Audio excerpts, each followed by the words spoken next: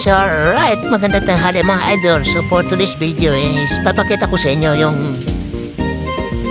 ganda ng dagat. So yun, nandito kami sa gilid ng dagat. Kasama ko yung asawa ng pinsan ko.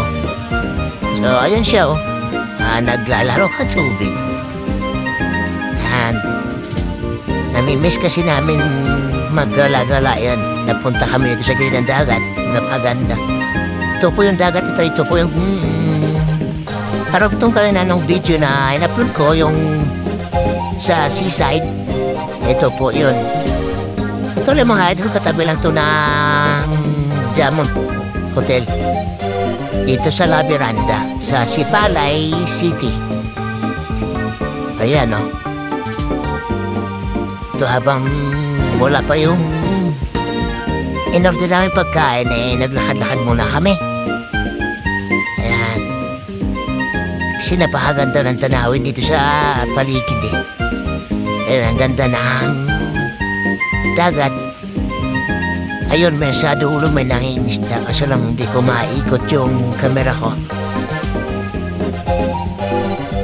Nagsusolo kasi tayo mga idol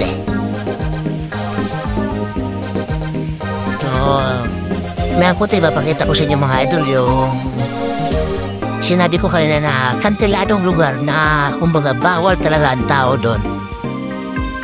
Kasi napakalalim yung lugar na yun. At yun sa mas malapit na sa kanya may bakod po yun. Talagang binakura ng mga tao dito. Tsaka yung dito yung mga nagbabantay sa dagat. So yan, iikot ko na mga idol kung saan banda yung sinasabi kong kantilado. Ayan po. Ayan, napakalalim po niyan mga idol. Ayan. Ayan. So alright, tara, let's go. At kakain na kami, tinatawag na kami. Maraming salamat sa panonood mga idol.